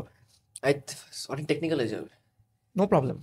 I think pre qualification is very important. Pre qualification যদি প্রপার থাকে তাহলে call becomes easy. So pre qualification মানে কি? প্রথম কথা হচ্ছে গিয়ে আমি ধরেন মাথায় চুল কীভাবে উঠে এই ভিডিও মানে এই তেল আমি বিক্রি করবো। এখন যদি যার মাথায় অনেক চুল তার কাছে যদি আমি কলে যতই চেষ্টা করি কোনো লাভ নেই। সো আমার প্রি কোয়ালিফিকেশন থাকা লাগবে, কার মাথায় চুল বেশি তার টাক বেশি বড়। সো যদি আমার প্রি কোয়ালিফিকেশনটা থাকে তাহলে দেখা যাবে sales call is very easier for me. আচ্ছা ধরুন আমি প্রথম কাজ হচ্ছে কি আমার লিড লিস্টটা বের করা। কলের আগে লিড লিস্ট আমি বের করলাম যে হচ্ছে টাক ধরেন মাথায় চুল কম এরকম, হুম। যাদের মাথায় চুল কম তারা কেউ রাগ করেন না। তো যাদের মাথায় চুল কম এরকম ধরেন 200 মানুষের আমি লিস্ট বের করলাম। লিস্ট বের করার পরে কি তাকে যদি ধাপ করে কলে নিয়ে এসে একটু প্যারা, তাকে আমি কি করবো, সে আমার কল বুক করলো, এবার আমি আরেকটা ইমেল পাঠাবো, প্রি কল ফ্লো যেটাকে বলে। ইমেলে কি থাকে, ধরেন একটা কেস স্টাডি, যে এমন একজন মানুষ যার মাথায় চুল কম ছিল, সে আমার তেল দেওয়ার পরে তার চুল গজা শুরু করেছে, এরকম একটা ভিডিও তাকে আমি পাঠিয়ে দিলাম ইমেলে যে ভাই তুমি এটা দেখো। এটারও আগে একটা স্টেপ আছে, ভুলে গেছি। তো কল বুক করার পরে একটা থ্যাংক ইউ পেজ থাকে যে আপনি কল বুক করছেন, থ্যাংক ইউ। তো থ্যাংক ইউ পেজের নিচে আর একটা ভিডিও থাকা দরকার। এই ভিডিওটা 2 মিনিটের বা 1.5 মিনিটের ভিডিও বা 3 মিনিটের ভিডিও, যেখানে তাকে আমি বলবো কলে কি হবে, যেন কলে আসার পরে তাকে আমার বোঝানো লাগে, আচ্ছা কলে আমি তোমাকে কলে এই নিয়ে কথা বলবো, তোমার এই আমার জানা লাগবে। সো যদি একটা প্রি কল একটা ভিডিও থাকে জাস্ট কল বুক করার পরে থ্যাংক ইউ পেজে থাকবে যে আমার নাম এটা, আমরা কলে এই নিয়ে কথা বলবো, তুমি যদি এই জিনিসগুলো প্রিপেয়ার করে রাখো তাহলে আমাদের কলে কথা বলার জন্য আমাদের ইজি হবে। সো ও কিছু প্রিপারেশন নিয়ে রাখতে পারে যে কল নিবে, তাহলে ও কিছু কোয়েশ্চেন করলো আমাকে ভেগ ওপেন এন্ডেড অ্যান্সার দেবেন, আমাকে প্রপার সলিড অ্যান্সার দিতে পারবে, ওটা শিওর হবে কি বলতে হবে আমার সাথে। এরপরে কিছু প্রি কল ফ্লো ইমেল থাকা লাগবে, যেটা কেস স্টাডি ইমেল পাঠাইলাম, ওভার ভিডিও, কিছু রিটার্ন টেক্সটে পাঠাইলাম, testimonials, just okay social proof দিয়ে আর হচ্ছে কি ক্রেডিবিলিটি দিয়ে ভরায় ফেলাইতে হবে। ইউজুয়ালি আমি যেটা করি 3টে ইমেল পাঠাই even before the call, depending on কখন কলটা বুক করছে। তাহলে যেটা হয় অথরিটি আরও বেড়ে যায় এই ছোট সময়ের ভিতরে। এক্স্যাক্টলি। আর যেহেতু থ্যাংক ইউ পেজের কোন মানুষ আমার কতখানি ভিডিও দেখছে এটা আসলে দেখাও যায়, আমি আসলে বুঝতেও পারি তার অ্যাওয়ারনেস কতখানি। তো যদি প্রপার অটোমেশন ইন প্লেস থাকে তাহলে দেখা যাবে কলে ঢোকার সময় আমার একটা ড্যাশবোর্ড থাকতে পারে, যে ড্যাশবোর্ডে আমি দেখতে পারতেছি এই ভিডিওটাও এতখানি দেখছে, ও আমার ব্যাপারে এই জানে XYZ। প্লাস কলের আগেও আমাদের একটা প্রি রাউটিং ফর্ম থাকে, এই ফর্মের ভিতরে তার অ্যান্সারের উপর আসলে ডিপেন্ড করে যে আসলে তাকে আমি কিভাবে ট্যাকেল করবো, তার কোন কোন প্রবলেমগুলো আছে যেগুলো নিয়ে আমি আসলে জিজ্ঞেস করতে পারবো। এগুলো হচ্ছে মোস্টলি প্রি কোয়ালিফিকেশন। এরপরে কলে আসার পরেও আসলে ডিপেন্ড করে আমি কি সার্ভিস, কি অফার, কোন ক্লায়েন্ট কত মানে কোন টিকিট তার কাছে বিক্রি করছে, মানে কত টাকা তার সার্ভিস তার কাছে বিক্রি করছে, এর উপর ডিপেন্ড করে আমার অ্যাপ্রোচটা কেমন হবে। আই থিঙ্ক এই জিনিস অনেক important is having a very good mic. Yes. Think mic is very important. Very important. এরপরে having a good camera if you can. যদি পিছনে দেখা যাচ্ছে যে তোমার ব্যাকগ্রাউন্ডটা টিয়া কালারের একটা দেওয়াল বা একটা টিনের দরজা, তাহলে it's good to use a virtual background. Yes. কাজ অনেক ভালো থাকলে এগুলো ম্যাটার করে না, আই ডোন্ট থিঙ্ক মানে that is true, I think it really matters. It কারণ তখন ম্যাটার্স। তুমি সেলস কলে আসতেছো, they don't know you. So যতটা প্রফেশনাল, বিকজ আপনি যদি একজন চিপ থার্ড ওয়ার্ল্ড কান্ট্রি হিসেবে চার্জ করতে চান তাহলে that's a different way to put it. বা যদি আপনি চান যে আসলে আমি মার্কেট স্ট্যান্ডার্ড প্রাইস চার্জ করবো, তাহলে দেখাতে হবে যে আপনি অনেক মানুষের সাথে কাজ করছেন, আপনি তাহলে ভালো টাকা কামান, তাহলে আপনার সেট আপটাও ভালো, আপনি ধাপ করে নতুন শুরু করছেন না, তাই না? সো এই ক্রেডিবিলিটির জন্য আই থিঙ্ক এই ফার্স্ট ইমপ্রেশন ম্যাটার, যেরকম বলে এখানেও আসলে I think first impression matter. So proper একটা ব্যাকগ্রাউন্ড থাকে, যদি ল্যাপটপ থাকে একটা প্রপার ওয়েবক্যামে ইনভেস্ট করা, এই টুকটাক জিনিসগুলো থাকার পরে you get in the call. কলে আসার পর আমি যেটা ইউজ করি, use an AI, it's called Cluely. Note নেই মিটিং। জাস্ট নোটস নেয় না, সো নোটস নেওয়ার অনেক টুল আছে, যেমন ফায়ারফ্লাইজ আছে, ক্লিকআপ নোট টেকার আছে, অনেক আছে। এটা জাস্ট নোট নেয় না, সো ও নোট নেয় plus it's like a real time assistant. So ধরেন যখন কল বুক করে তাদের ব্যাপারে তো তারা কিছু কোয়েশ্চেনিয়ার ফিল আপ করে বা তাদের নাম লেখে, ইমেল লেখে, ওয়েবসাইট লেখে। সো কলে ঢোকার সাথে সাথে আমাকে লিখে দেয় যে আমি তখন এত রিসার্চ করি না কার সাথে কল, ধরেন আমি ধাপ করে জয়েন করছি, ও আমাকে বলে দেয় তুমি এর সাথে কল করতেছো, তার কোম্পানি এটা, সে এই করবে না করবে। এটা কলে ঢোকার পরে এটা মনে হয় যেমন একটা ট্রান্সপারেন্ট ড্যাশবোর্ডের মতো এটার উপরে ফ্লোট করতে থাকে উপরে। তো এটা আলাদা স্ক্রিন না, কোনো কিছু না, কলে ঢোকার অবস্থা আপনি সব দেখতে পারবেন। আরও দুইটা অ্যামেজিং ফিচার আছে এটার ভিতরে। প্রথম জিনিস হচ্ছে, একটা ফিচার হচ্ছে ফলো আপ কোয়েশ্চেন, সেটা শুনতে থাকে রিয়েল টাইম ও কি কথা বলতেছে। ধরেন আপনি একটু কোনো জায়গায় লস, আপনি জানেন না ওনাকে কি জিজ্ঞেস করবেন, সো ফলো আপ কোয়েশ্চেন বাটনটাতে ক্লিক করলো আপনাকে কোয়েশ্চেন দিয়ে 2-3 তো কোয়েশ্চেন তোমাকে জিজ্ঞেস করতে পারো, ডিপেন্ডিং ওর সাথে মাত্র কি কথা হয়েছে। রিয়েল টাইমে কিন্তু জিনিসটা হইতে থাকে, আর জিনিসটা আপনার উপরে ওভারলের মতো থাকে, তো তারা বোঝেন আসলে কি আছে। প্লাস এখানে এমন একটা ফিচার আছে, আপনি স্ক্রিন শেয়ার করলে এটা দেখা যায় না, এই জিনিসটা সামনে এসে গেলে আপনি দেখতে পারবেন। আচ্ছা, এইটা একটা দারুণ ফিচার, কারণ অনেক সময় স্ক্রিন শেয়ার করে দেখাতে হয় যে সি দিস ইজ আওয়ার ও ক্লায়েন্ট। যদি দেখতেই পারে আমার কোয়েশ্চেনগুলো আস্তে আস্তে জিজ্ঞেস করবে, just doesn't look professional. Exactly. So I think that is one thing যেটা, সো এইসব নিয়ে কথা বলে get excited. Please we have the whole day যতক্ষণ পর্যন্ত দুনিয়া আসতেছে। সো এখানে যেটা হয় যে ফলো আপ কোয়েশ্চেন করা যায়, প্লাস ও যদি কোনো কোয়েশ্চেন করে আপনি জানেন হঠাৎ করে কি অ্যান্সার দিবেন সেটাও করতে পারেন। যেমন আমরা একটা ভিসি ফার্মের সাথে অ্যাফিলিয়েটেড একটা বড় কোম্পানির সাথে কাজ করছিলাম, তারা আমাদের বলছিল যে আমরা সিরিজ A কোম্পানির সাথে কাজ করি, সিরিজ C কোম্পানির সাথে কাজ করি না। আমি জানি না ধরেন সিরিজ A সিরিজ C কি, রিয়েল টাইম আমাকে জিজ্ঞাসা করতে হয় নাকি, যখন এরকম বাসওয়ার্ডগুলো ইউজ করে বাম পাশে লেখা শুরু করেছে define series A, define series B, আমি যেটা বাটনে ক্লিক করি বাম সাইডে আমার আরেকটা উইন্ডোসের ডেফিনেশন শুরু হয় সিরিজ A কি সিরিজ B কি। সো ইনস্ট্যান্ট কন্টেক্সট পেয়ে যাই আমি। I think this is a life changing sort of meeting assistant যেটা আমরা পাইছি, আর আমার জন্য এটা খুব হেল্পফুল ছিল। আসলে এটা কখনোই পসিবল না যে কোনো কলে আপনি সবকিছু জানবেন। এমন একটা কোয়েশ্চেন জিজ্ঞেস করলো, ওই সময় আপনি গুগল করতে করতে যখন স্ক্রিন শেয়ার করবে, ও বুঝবে যে হি ইজ নার্ভাস। এটা একটা জিনিস। সো এটা একটা জিনিস। সেকেন্ডে যেটা হয় যে এটা কলের পর একটা কলের থাকে, সামারি থাকে। সো আমার যদি meeting minutes, right, meeting minute, so CEO বা হচ্ছে কি আমার অপারেশন থেকে যাকেই আমি দিব, তাকে জাস্ট কলের সামারিটা দিলে বা যে ক্লায়েন্টটাকে অনবোর্ড করবে তার জন্য ইজি হয়ে যায়। একটা ফলো আপ ইমেলের বাটন থাকে যে কি কথা হয়েছে এটার উপর ডিপেন্ড করে নেক্সট অ্যাকশনে পোস্টে ফলো আপ ইমেলে থাকে, যে সেন্ড বাটন দিলে সেন্ড হয়ে যায়। যাই হোক, আমাকে ক্লিয়ারলি কোনো টাকা পয়সা দেয় না এগুলো পিচ করার জন্য, বাট মাসে $20 $2,500 টাকা লাগে। বাট সেলস যারা আসলে প্রপার ব্যবসা করে মাসে $1-2,000 কামায়, এই এক্সিকিউটিভ অ্যাসিস্ট্যান্ট হায়ার করার জন্য তারা মাসে $1,00,000 দিল, এত প্রপার একজন অ্যাসিস্ট্যান্ট পাবে না। সো যদি $2,500 দিয়ে রাখা যায়, ওয়াই নট?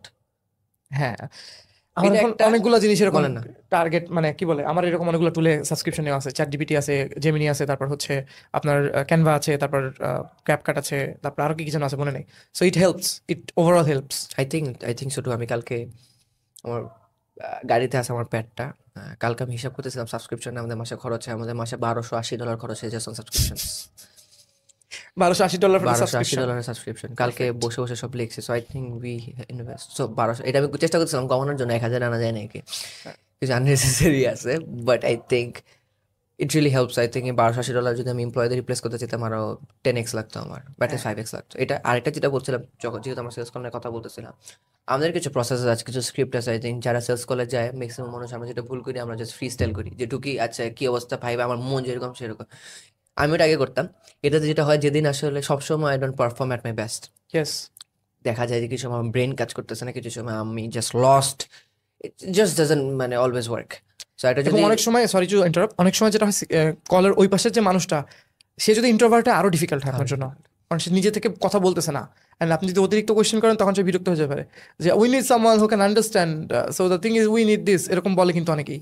মানে আমার এক্সপিরিয়েন্স আপনার এক্সপিরিয়েন্স ডিফারেন্ট হতে পারে। রাইট। আমরা যেটা বলি এটাই, যে আমরা হচ্ছে কি একটা প্রি ডিফাইন্ড স্ক্রিপ্ট রাখার চেষ্টা করি। অবশ্যই একটা স্ক্রিপ্ট ফলো করে ডাইরেক্ট কথা বলা যায় না, it has to be dynamic, but একটা ফাউন্ডেশন বা একটা স্ট্রাকচার যদি থাকে, যে আসলে ম্যাক্সিমাম কথাবার্তা আমার এটার অ্যাঙ্গেলে হবে, তাহলে দেখা যায় কি এটা ইজিয়ার টু অ্যাপ্রোচ আপনার জন্য। যদি আপনি দিনে ধরেন 6টা কল করতেছেন, আপনি যদি বারবার এরকম ভাবতে থাকেন, আপনি ফ্যাটিকড হয়ে যাবেন, ড্রেনড আউট হয়ে যাবেন। একটা প্রসেস থাকে যেটা দিকে বারবার আপনি তাকাইতে পারতেছেন, আপনার মেন্টাল ব্যান্ডউইথ একটু কম খরচ হয়, আপনার জন্য একটু সহজ হবে। প্লাস যখন এটা আপনি ডেলিগেট করতে চাবেন, আরেক ধরেন আপনার এখন সব বেশি কল চলে এসওপি আসতেছে, থাকবে অ্যাট লিস্ট। রাইট, এটা এসবি থাকবে, মানুষজন এই স্ক্রিপ্টটা যদি ফলো করে, it will be easier to delegate, will be easier to মানে get done as well. I think রেজাল্টসও বেটার থাকবে, কনসিস্টেন্ট থাকবে, যেহেতু সবাই একটা সিমিলার টোনালিটি দেয়ার, সিমিলার স্ট্রাকচারে কথা বলতেছে। ডিপেন্ড করে আসলে, যেটা বলেন কোয়েশ্চেনের দিকে, depends on who are you talking to. আমাদের কত যেমন টাকার জিনিস বিক্রি করতেছে, এটা ইম্পর্টেন্ট। রাইট। সো আমরা যেমন চেষ্টা করি, যারা আমরা চেষ্টা করি অনেক কোয়েশ্চেন করার, আমরা চেষ্টা করি তারা যেন নিজেকে ভ্যালিডেট করে। সো যদি আমি অনেক ইনডেপথ যেটা সেলস করলে আমরা কি করি, আমরা কলে নিয়ে একদম ডিটেলস, যে আমরা জাস্ট একদম সার্ভিস ফাউন্ডেশন, আমরা কলে আমাদের প্রথম কোয়েশ্চেন হচ্ছে গিয়ে, আপনি সময় নিয়ে আজকে আপনার ডেট থেকে সময় বের করে যে আজকে কলটা বুক করছেন, কেন করছেন? So তাহলে যেটা সে বলে, আচ্ছা আসলে তোমার যখন আমাকে ইমেল করছো, আমার ইউটিউব ভিডিও এডিট করে দিবা, আমি অনেকদিন ইউটিউব ভিডিও করবো করবো করে ভাবতেছিলাম, কিন্তু আসলে করা হচ্ছিল না, কারণ ভালো এডিটার পাচ্ছিলাম না। তাহলে কি হলো, নিজেই বলে দিল কেন ওর আমাকে দরকার, ও নিজে ভ্যালিডেট করে দিল। তো আমার এসে ওকে বোঝানো লাগতেছে না আমি এই করি তোমার জন্য এই করতে পারবো সেই করতে পারবো, কারণ ও নিজেই ভ্যালিডেট করে দিচ্ছে আমার কি করতে হবে। মেইন পয়েন্ট হচ্ছে অলওয়েজ কলে তোমার অথরিটি থাকতে হবে, যারা, কারণ টাকা দেবে ও, তুমি বিক্রি করতেছো। তো তোমার যদি অথরিটি না থাকে, ও বাইক করবে না। ওর এখানে দরকার বলে আসছে, রাইট, এটা ইম্পর্টেন্ট। আমরা একটু মিনমিন করি, এটা আমি দেখছি অনেক কলে। আমরা মিনমিন করি না। যেমন আমি জেরেমি মাইনার, বিশাল বড় সেলস কোচ, ও যেটা বলে, অনেক সময় যেটা বলি যে thank you for booking the call, ঢুকার পরে ও বলে, যেটা কেন বলছো, why you thanking them, problem কি ওর না তোমার, প্রবলেম ওর, exactly, you are solving it for him, so you don't have to thank him. আর আরো কিছু জিনিস যেমন বলা উচিত না, যেমন আফটার দ্য কল, যে ফলোইং আপ, এই টাইপের সব ইউজ করা যায়। So just try to make sure যেটা যেন একদম সেলসই না হয়, যেন দেখে না বোঝে যে you are trying to sell something. So এটাই আই থিঙ্ক প্রত্যেকটা মানুষের একটা ডিফারেন্ট প্রসেস আছে। কেউ যদি একটা প্রপার সেলস কোচের কোনো ভিডিওস দেখে, বা যদি কোনো লাইভ ব্রেকডাউন দেখে, মানুষজন যখন ক্লায়েন্ট ডিলসগুলো হ্যান্ডেল করে, I think will be easier to handle. But main কথা, just don't free style it, একটা থাকা উচিত, এসওপি থাকা উচিত, এরপরে আই থিঙ্ক বাংলাদেশি সেলস নিয়ে খুব কম ইনফরমেশন আছে। যদি পসিবল হয় আমরা হয়তো আবার কখনো এটা নিয়ে একটা খুব ইনডেপথ বসবো, কারণ আমি পার্সোনালি সেলসে অনেক বেশি ইন্টারেস্টেড। আমি হয়তো ফরেন ক্লায়েন্টসকে সেল করিনি, বাট আমার লাইফ চেঞ্জ হয়েছে সেলস শেখার পর থেকে। আমার নিজের চ্যানেলে অনেকগুলো সেলস নিয়ে ভিডিও আছে, যে কীভাবে করে how to understand it, how to do reciprocal favour. আমরা যেমন রিসিপ্রোকাল ফেভার একটা ইউজ করি, কোনো একটা প্রবলেম সে ফেস করতেছিল, অনেক কিছু ফ্রিতেই আমরা করে দিই। যেমন আমাদের সার্ভিসটা তো মিডিয়া বাইং, আমাদের একটা ইন্টার্নকে দিয়ে ধরেন কথার কথা, আপু দেখতে, বা ভাইয়া, যে বাংলাদেশি মার্কেটেও আমরা কাজ করি অনেক, যেহেতু আমাদের মেইন এজেন্সিটাই Bangladeshi, I can see that your tracking is not okay, don't worry, you don't need to pay us anything, আমাদের একজন আপনার ট্র্যাকিংটা সেট করে দেবে। সো যেটা হয় যে এক মাস 2 মাস পরেও ওনার যখন আবার রেজাল্ট খারাপ আসে, তখন ভাই আপনার তো ট্র্যাকিং করে দিয়েছিলেন, আপনার একটা ভিডিও দেখলাম, আসলে এটা আবার আনফেয়ার হয়ে যাবে কারণ আমার ভিডিওতে সে ওগুলো দেখতেছে। সো আমার তো বাংলাদেশি মার্কেটে একটু স্পেসিফিক জিনিস অথরিটি আছে। সো আপনার যেখানে কাজ করেন বাইরের মার্কেটে তো you don't make a lot of videos, এখন আমি দেখছি লিঙ্কডিনে কয়েকটা করেন, but do you use your personal brand for that? কারণ দুইটা ডিফারেন্ট হবে, কারণ একটাই কিন্তু আপনাকে অথরিটি মনে করে সে মোটামুটি অলরেডি 90% কনভিন্স যে টাকা কম দেওয়া লাগতে পারলে আমি ওর সাথেই কাজ করবো। সো আমাদের ক্ষেত্রে ওই ফেভারটা আমরা একটু পাই, বাট তা বাদে আপনারা মোটামুটি বিজনেস এবং মিল নাফিস দুইটাকে আলাদা রাখার চেষ্টা করেন। এটা আলাদাই। আলাদা তো যেটা হয় আইডিয়ালি আমি যেটা করি সেটা প্রপার না। So, আমরা চাই হচ্ছে প্রপার ভিডিও বানানোর। যদি আমি পার্সোনাল ব্র্যান্ড মোটামুটি ইংলিশে থাকতো এমজেড মিডিয়া, তাহলে আমাদের আমি শিওর আমাদের অনেক বেশি ইনবাউন্স আসতো, যেটা করার জন্য আমরা চেষ্টা করছি। বাট একদম যে না সেটা বলবো না। যেমন আমাদের ইনবাউন্ডের জন্য মোস্টলি ওয়ার্ড অফ মাউথ বা রেফারেল, মানে একজন ক্লায়েন্ট আরেকজনকে বলে। আর আরেকটা যেটা হয় যে মোস্টলি আমাদের আউটবাউন্ড যায়। সো আমরা ইমেলস করি, ডিএমস করি, এরকম আউটবাউন্ড ক্যাম্পেইনস রান করি। ইনবাউন্ডে যেটা আসে আমাদের LinkedIn I think is our biggest lead generating source ইনবাউন্ডে। লিঙ্কডইনে জাস্ট ফলোয়ার্স বেশি তো অবশ্যই দেখা যায়। আসলে আমার আই থিঙ্ক 64,000 বা 63,000 ফলোয়ার আছে। যদি আমি বাংলায় পোস্ট করতাম তাহলে এতদিন আমার 3 লাখ ফলোয়ার হয়েছে। এত হইতো না, বাট 1 লাখ ফলোয়ার হইতো। 1 লাখ ফলোয়ার হইতো যদি আমি বাংলায় কন্টেন্ট পোস্ট করতাম। তো যদি দেখেন আমার ফার্স্টের দিকের কন্টেন্ট ছিল লিঙ্কডইনে একটু বেশি জেনারেল সার্ফেস লেভেল বাংলাদেশি অডিয়েন্সের জন্য। রিসেন্টলি অ্যাটলিস্ট লাস্ট 6 মাস বা ক্লোজ টু 1 ইয়ার আমার সব কন্টেন্ট হচ্ছে একটা স্পেসিফিক মার্কেটের জন্য, যে মার্কেটকে আমরা টার্গেট করতেছি। সো লিঙ্কডইনে আমাদের অনেক বড় বড় ক্লায়েন্ট আসে ইনবাউন্ডে। আমার কাছে মনে হয় না সব ব্র্যান্ড মানে সব প্ল্যাটফর্মও দরকার। জাস্ট একটা প্ল্যাটফর্মে যদি if you can set your self up as an authority, I think will do wonders for you. যেমন just to give an example, যারা প্রজেক্ট ম্যানেজমেন্ট করে, আর যেহেতু ম্যাক্সিমাম মনে যারা এই ভিডিওটা দেখবে তারা হচ্ছে যে কোনো একটা আইটি এনেবল বিজনেসে আছে। সো তারা হয়তো বা আসানা বা ট্রেলো বা monday.com জিরা কিছু ইউজ করবে, right? So ClickUp is a very big household name project management টুলের দিকে। I think Notion $8 billion valuation ছিল, ক্লিকআপের $4 billion। I think second height valued project management company after Notion. 2021 সালেই তাদের ভ্যালুয়েশন $4 billion ছিল, এখন হয়তো 8-10 বিলিয়ন, জানি না। আ ভেরি বিগ কোম্পানি। এত বড় একটা কোম্পানি যাদের অন্যান্য যারা এক্সটার্নাল ভেন্ডার্স তারা হচ্ছে ধরেন এক একজন মিস্টার বিস্টের সাথে কাজ করছে, তারা ক্রিস্টোফার নোলানের সাথে সিনেমা বানাইছে, আর এখানে আমরা বাংলাদেশে মিরপুর ঢাকায় বসে তাদের জন্য কাজ করতেছি। কিভাবে কাজ করতেছি? Just because of a video আমি যেটা লিঙ্কডইনে পোস্ট করছি। সে আমার সাথে কানেক্টেড ছিল, সে আমার ভিডিওটা দেখতে, দেখার পরে সে আমাকে মেসেজ করে বলছে যে ব্রো আমি তো I think really love your work, I we want to work together. So I think যে কোনো জায়গায় personal branding is very important. আমাদের জন্য LinkedIn does that for us. আর জাস্ট ওয়ার্ড অফ মাউথ, এটা বাদ ইনবাউন্ডে তেমন আর কিছু লাগে না আপাতত। পারফেক্ট। সেলস আমার খুবই মানে প্যাশনের একটা জায়গা, এবং আমি যেখানে আমার যারা আমাদের ভিডিও দেখে আমি প্রত্যেককে বলি যে when you are mailing someone বা যে কোনো কাজে, ধরেন রিসেন্টলি একটা খুব ফানি একটা জিনিস হয়েছে, আমি এটা পোস্টও করেছি। একটা ভাইয়া আমাকে ইনবক্সে মেসেঞ্জারে ফেসবুকে পার্সোনাল প্রোফাইলে মেসেজ করেছে যে ভাইয়া একটা এজেন্সি ক্রিয়েট বলে না, লিখছে বাংলিশভাবে, আপনার জাজিং জাস্ট রিপোর্টিং, উনি বাংলিশভাবে লিখেছে ভাই একটা এজেন্সি ক্রিয়েট করতে চাই, কিভাবে করে ক্লায়েন্ট পাবো, আমাকে একটু হেল্প করেন। মানে কীভাবে করে ক্লায়েন্ট পাবো, আমি যেন ওনার অ্যাড চালাই দিই, উনি অন্যর অ্যাড চালানোর জন্য চাচ্ছে। তো এটা শুনে আমার একটু কষ্ট পাইছি তখন, বাট এমন না যে তারপরে ওটা পাওয়া আমি অফ করছি। আমার তো ফলোয়ার অনেক কম, ফেসবুকে 22,000 মতো আর ইউটিউবে 11,000 মতো। আমি যদি এটা পাই তাহলে আপনারা কত পান? তাহলে how do you deal with this? বা আপনি কি দেখেনি না? পাই, আমার এডিটর আপনার ফ্যান, সো আমি পাই। সত্য কথা বলতে আমি চেষ্টা করি যত সম্ভব এরকম ইন্টারপার্সোনাল রিপ্লাই দিয়ে হেল্প করার। সত্য কথা বলতে আমি ভিডিওই বানাতে পারছি না, কারণ সময় পাচ্ছি না। আসলে সময় পাচ্ছি না আমি বলবো না। প্রথম কথা আমি অনেক অলস, যেটা বারবার বলতেছি আমি অনেক অলস। সেকেন্ড কথা হচ্ছে কারণ সবসময় আমি যদি কাউকে একটা উত্তর দিতে চাই আমার কথা অনেক ভাবনা চিন্তা করে তাকে উত্তর দিতে হবে। আমার মেন্টাল ব্যান্ডউইথ সবসময় থাকে না যে এটা অন্য জায়গায় মেন্টাল ব্যান্ডউইথ আমার প্রতিদিন খুব লিমিটেড। সো আমি এক জায়গায় কাজ দিয়ে দিলে পরের সময় আমি আর মাথা কাজ করবে না, আমি চলতেছি, কনটেক্সট সুইচিং অনেক ঝামেলা হয়ে যায়। রাইট। সো এই জন্য যেটা হয় আসলে সম্ভব হয় না সবসময়। চেষ্টা করি টুকটাক যতখানি সম্ভব হয়, চেষ্টা করি কিছু কমিউনিটি অ্যাক্টিভিটিস করার মাঝে। আমি একটা করছি যে আমি আমার মানুষজন যারা আমার ভিডিও দেখে আমার সাপোর্টার্সদের থেকে আমি 10 জনের সাথে ডিনার করছি। কোনো স্টিং না, আমার কোনো প্রোডাক্ট আছে কিছু, আমি জাস্ট তাদেরকে ডেকে ডিনার করছি, খাইছি, কথা বলছি, that's it. So I think চেষ্টা করি যতটা সম্ভব কমিউনিটির সাথে এঙ্গেজ থাকার, ইন্টারপার্সোনাল যতখানি করা সম্ভব। বাট আই উডন্ট সে যে আমি 100% করতে পারতেছি। হয়তো বা আমি যদি একটু অলস কম হইতাম আর একটু করা সম্ভব হইতো, but ideally I don't think I do a good job there. না না, থ্যাঙ্কস ফর বিং অনেস্ট। কারণ কি একটা জিনিস যারা দেখতেছে তাদের বোঝা উচিত যে ধরেন যখন someone is not even asking for any courses or not even asking for money and everything, so তখন এখানে একটা ব্যাপার কাজ করে যে সে যা করতেছে তার নিজের ইচ্ছা থেকে করতেছে, অ্যান্ড সে তার সেলফিশ বেনিফিট আমার ভালো লাগতেছে এটা করতে। তো ঠিক আছে, অনেকে হয়তো আপনি এরকম পান যে ভাই আপনার ভিডিও এডিটিংয়ের এটা দেখে আপনার ইন্সপায়ার হয়ে আমি এখন মাসে 50,000 টাকা ইনকাম করতেছি। আমি একটা এখানে কোর্স রেকর্ড করছিলাম একদম এক্সপেরিমেন্টাল। সো আমি ঢাকাতে একজনের সঙ্গে দেখা করতে আসছিলাম একটা কাজে। আমার খুব মনে হচ্ছিল যে এত টাকা খরচ করে যশোর থেকে ঢাকা আসবো, কি করা যায়, দেখি স্টুডিও খালি আছে কিনা, দেখি খালি আছে। আমার মাথায় নেই যে আমি কি বলবো, এরকমই হয় most of the time. But কি করবো ভাবলাম যে ঠিক আছে একটা ভিডিও বানাই, খুবই সিম্পল ভিডিও, মানে একটা কোর্স 3-4 ঘন্টার, কি হাউ টু আর্ন 50,000 টাকা using media buying or any kind of skill. খুবই simple, get 5 clients Bangladeshi, get 10,000 টাকা ইচ, গেট 50,000 টাকা। এটা খুবই দুধভাত একটা কাজ।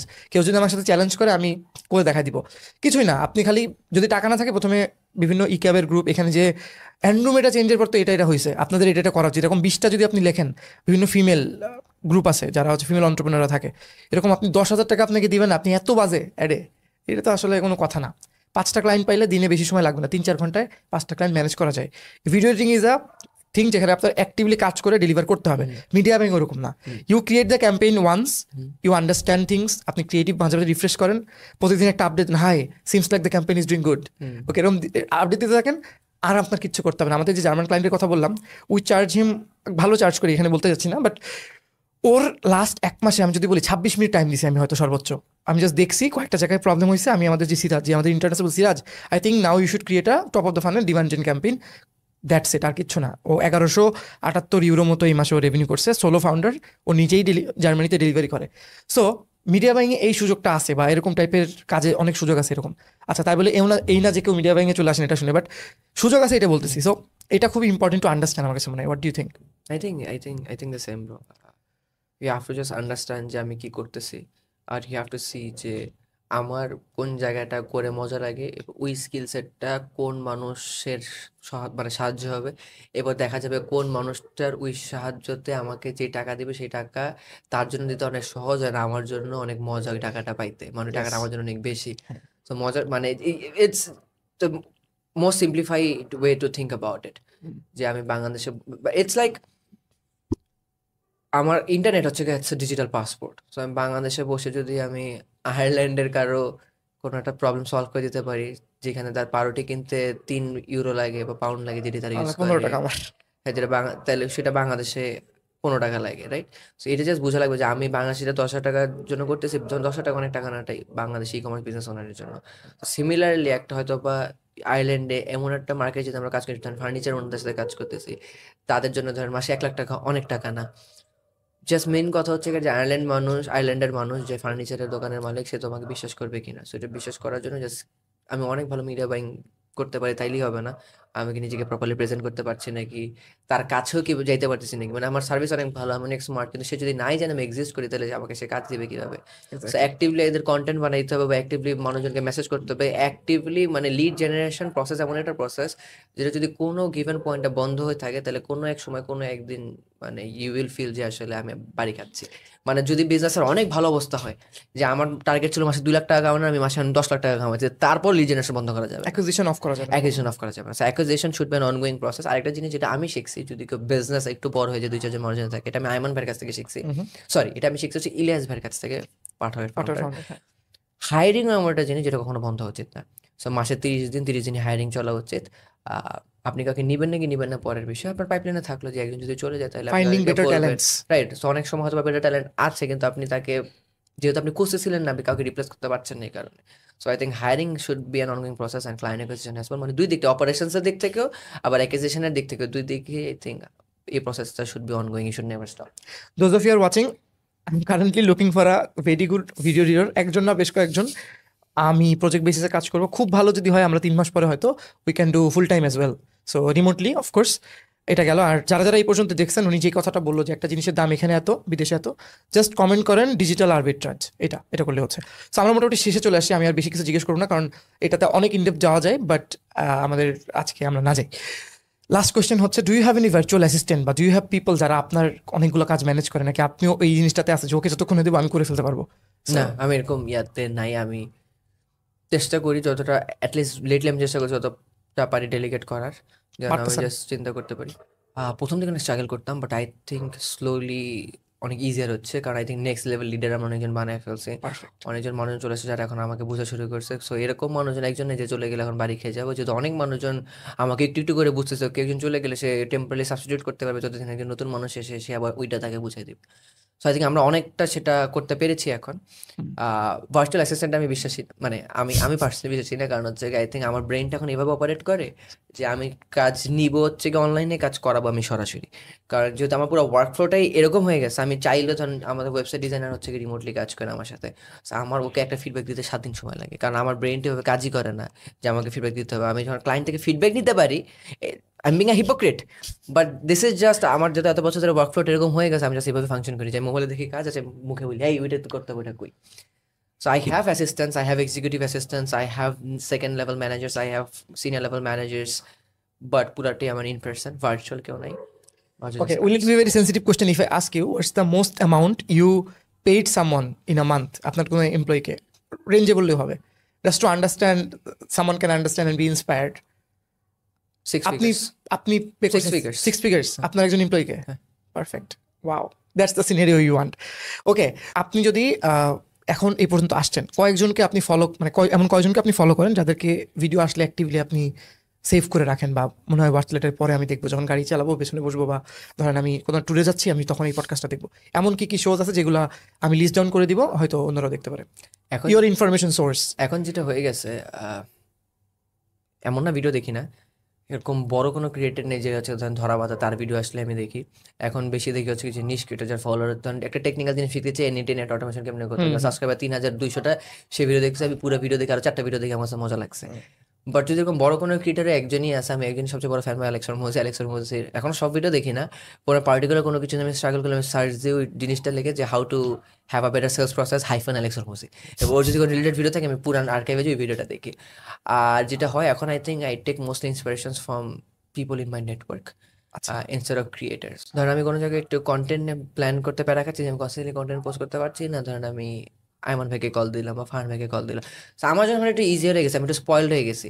সো লোকালি জিজ্ঞেস করতে পারতেছি, প্লাস এমনকি ইন্টারন্যাশনালি কেউ যদি এরকম কথা বলে, যদি তাদের কোর্স থাকে, মেন্টরশিপ থাকে, জাস্ট বাইরের যেন আমার কাছে মনে হয় তার 14 ঘন্টার কন্টেন্ট দেখে আমি ততখানি সময় দিয়ে, তার চেয়ে বেশি যদি আমি তাকে $100 দিয়ে তার একটা ওয়ান টাইম কল বুক করতে গোছানো পারি, আছে জিনিসগুলো। আমার জন্য একটু easier to talk to. So I think এখন আর কন্টেন্ট কম কনজিউম করি, মোস্টলি ইন পার্সন কথা বলি, চ্যাটিং করি তাদের সাথে।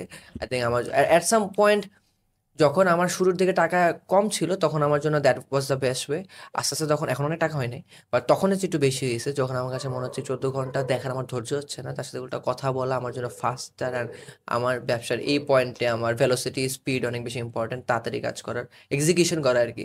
ওই সময় আই থিঙ্ক জাস্ট আমি কন্টেন্ট থেকে চলে যাই, আস্তে আস্তে মেন্টরশিপ বা হচ্ছে গিয়ে কোর্সেস ওইদিকে চলে গিয়েছি। পারফেক্ট, এটা তো আপনি নিজেও করছেন অন্য অনেকের জন্য, যে আপনি যেমন বলেন যে একজন ক্রিয়েটর সে যখন স্টুডিওতে এসে আপনাকে হয়তো মাঝে মাঝে ফোন দেয় যে ভাই এরকম কিভাবে করবো, সো এটা তো আপনিও করছেন, it's like both wedge, right? ওটা ওটা একটা সর্ট অফ বলা যায়, মানে নেটওয়ার্কটা এরকমই যে যদি আপনি ভ্যালু নিতে থাকেন তাহলে তো সমস্যা, so you have to give value in return as well, vice মানে মানে সম্পর্কটা এরকমই থাকা উচিত যে একটা ভ্যালুয়েবল রিলেশনশিপ, দুজন দুজনকে চেষ্টা করবে যতখানি ভ্যালু দেওয়া যায়।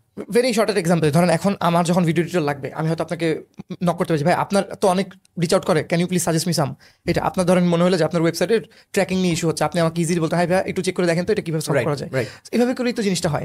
ওকে, আমি আমার এখানে অনেকগুলো পডকাস্টে অনেকগুলো জায়গাতে আমি কোর্স নিয়ে অনেক আজেবাজে কথা বলছি, আজেবাজে কথা ইন দ্য সেন্স লাইক অনেকে আছে অনেক হাই ভ্যালু চার্জ করে ফর ভেরি চানাচুর টাইপের কোর্স, অ্যান্ড অনেক মানুষ অনেক কিছু না বুঝে 1 বছরে 4টা বিজনেস চেঞ্জ করতেছে, অ্যান্ড এটা নিয়ে আমি অনেকগুলো কথা বলছি। আজকে আমি একটা জিনিস রিভিল করি, since he mentioned about the course.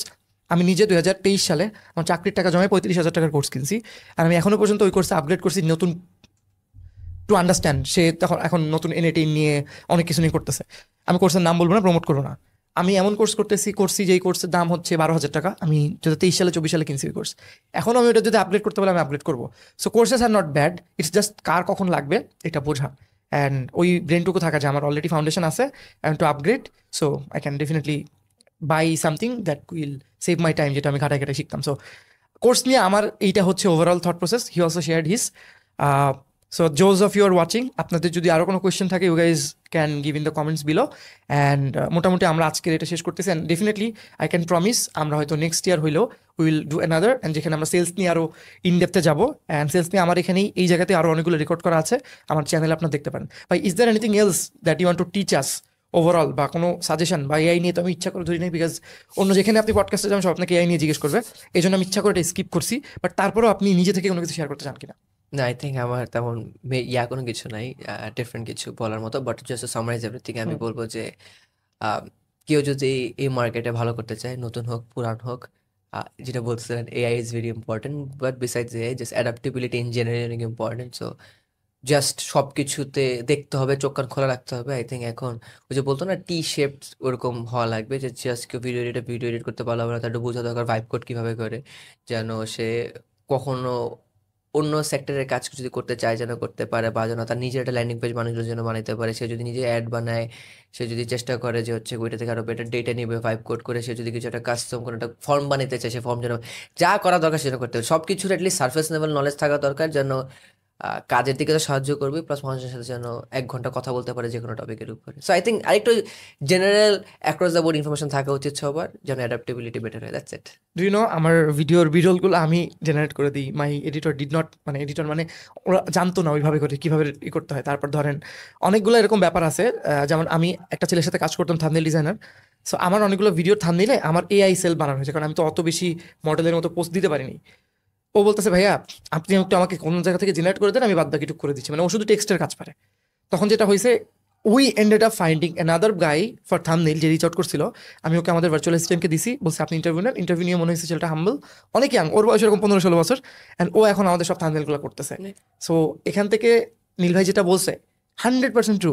আমার ওই যে ফিকশন যে আমাকে জেনারেট করতে হচ্ছে, I better find someone else. And ওদের দুজন কিন্তু সেম টাকাই পাচ্ছে, এমন না যে ও বেশি পাচ্ছে। ও জাস্ট আমাকে এক্সট্রা একটু সস দিচ্ছে, ও এক্সট্রা সস দেয়, ওই আঙ্কেলটা ভালো, ওনার দোকানে আমি যাবো। এটাই ইটস সিম্পলি লাইক দ্যাট।